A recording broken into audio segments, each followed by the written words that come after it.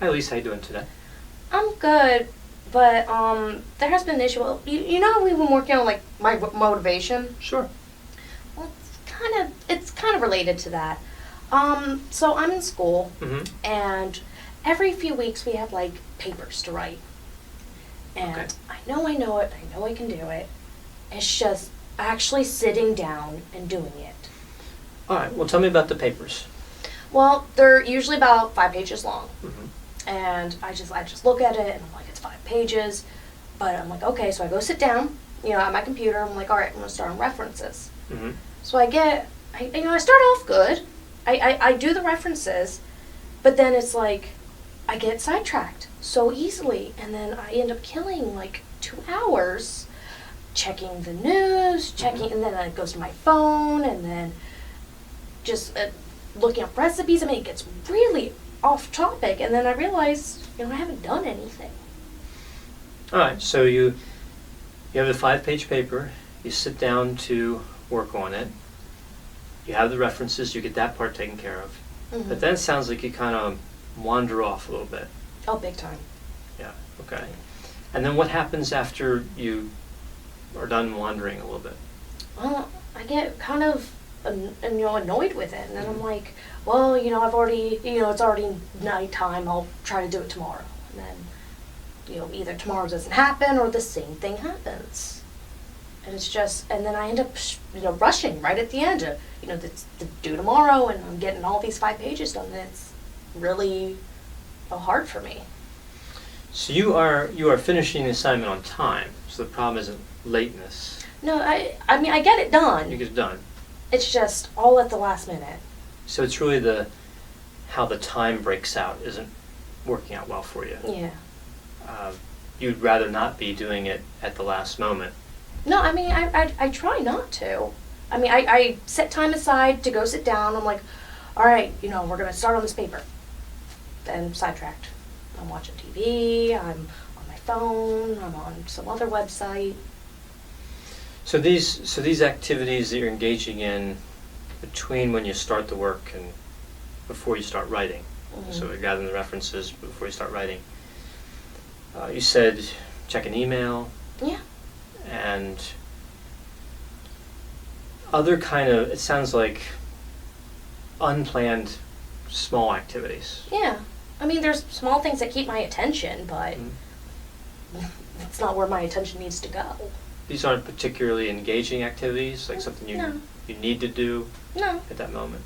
No, I mean, I look up, I start on one reference, and then, ooh, this article looks cool. Ooh, this article, next thing I know, I'm researching octopuses or something. So like distracted. Yeah, distracted's Yeah. a good word.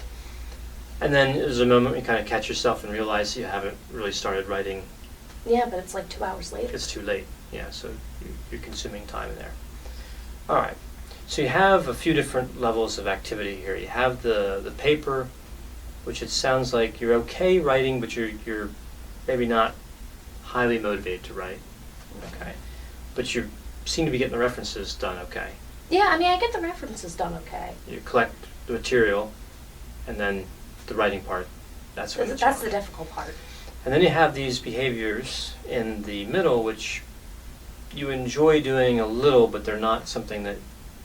I mean, they're not something that, like, I'm jumping for joy about. It's just something to procrastinate, so I don't have to do my paper. And I don't think that. I'm not like, oh, I need to check my email so I don't have to do my paper.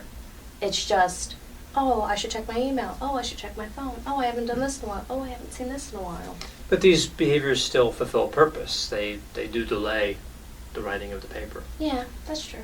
You may not be fully aware of that in the moment, but then you kind of become aware of that later, that that's the purpose that those behaviors accomplished. Yeah.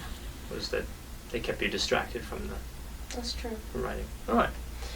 So the writing of papers an activity, that's a behavior that's something you're not really looking forward to. What's an activity that you really do look forward to, that you kind of think about and some level of engagement is there? Well, there is this new TV show out Mhm. that they just started a new season, and I have it all recorded, like 24 episodes, but I can't find time to watch it. But I'm really, I've seen the first season. I'm so interested in it. I can't wait to see the next one. I guess that's I guess what makes me really happy right now. So you're excited about this television show, and you have the episodes already recorded. Mhm. And maybe one of the reasons you can't find the time is because the time you're using between the two parts of writing this paper. Yeah. I mean, this paper's taking me a lot longer than it should. All right. So let's try this. When you do write the paper, you're really writing it, the writing part, not the preparing part, but the writing part, kind of all at the end, right? Yeah. You're getting it done, but it's the night before it's due. Oh, yeah. All right. So I want to try a couple different behavioral strategies here. Okay. Okay, and these might be similar to what we tried before working with motivation. One is, I think that it might be helpful, and I want you to let me know if I'm right here, to break, if it's a 5-page paper, to break it up into more than one night. Because right now, functionally, at least a lot of it you're doing on the last night. Yeah. Okay. What would be a more comfortable pace? Like for example, how long does it take you to write one page? About an hour, hour and a half. All right. So around an hour to an hour and a half, you can complete one page. Edited, proofread. Yeah. Okay. So it would take about 5 days Mhm. for you to complete the whole paper. Yes. If you did an hour and a half each day. An hour Mhm. to an hour and a half each day. Okay. And how much time do you have from when the paper's assigned to when it's due? They give us about a week and a half to do it. Okay, so around 10 days? Yeah. Okay. So if you could maintain the pace of an hour to an hour and a half a day, you would be done in plenty of time. Mhm. Is there a good time to write, like to start writing? I guess around 6 o'clock. Like, 'cause then I'm already done eating. I'm home from work, and I've kind of de-stressed already. 6 o'clock's like a pretty good time. So if you could work without distraction, you would be done by around 7:30 at the latest, Mhm. with just one page. Yeah, with the one page. Okay, so no distractions and just one page. Yeah. All right. So let's talk about the episodes, the TV episodes that you want to watch. Okay. How long are they? They're an hour. They're an hour. Okay. And what's a time that you could watch those that you get the maximum enjoyment out of watching them? Like no distractions, I right guess environment. I guess around 8 o'clock, because that's when I'm starting to get ready for bed. I'm starting to like really relax, and my husband's home by that time, and we can watch it together. He loves the show too. Okay. So 8 o'clock's a really good time for you to maximize what you'll get out of the show, the enjoyment you'll get out of the show. Mhm. All right. So what I want to do is try to pair these behaviors together. Right? So the behavior of writing, Okay. right, which is not something that you're necessarily thrilled about all the time, but you are getting it done, just not in the time schedule you like. Yeah. And the behavior of watching a show, which you are. I more mean, or I'm less very excited interested about. in that. Yeah, that's a great motivator for you. And I want to try to use it as a motivator, kind of like a reward.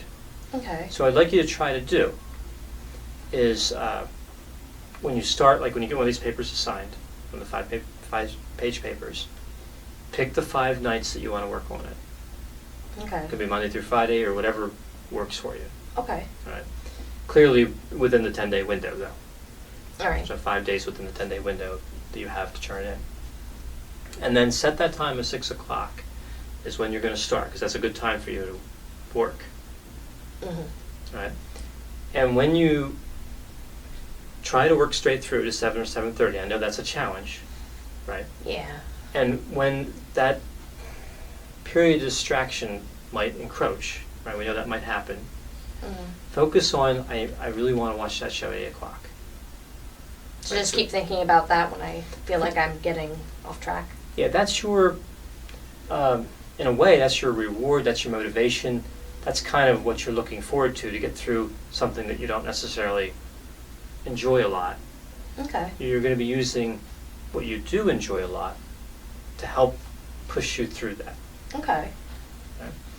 In the process, I hope that the writing becomes more enjoyable. You know, we'll see. But whether it does or it doesn't, you still want to be able to complete it. Yeah, and not have to stress right at the end. Yeah, and not waste that time in the middle. Yeah. Right. That's really eating more time than your show takes. Really, it is. Right. I mean, you're right. I could watch that show with the amount of time I waste just doing other things. So the key here is to try to keep it structured. Like if that plan that I've laid out works for you, does that make sense for you? It does.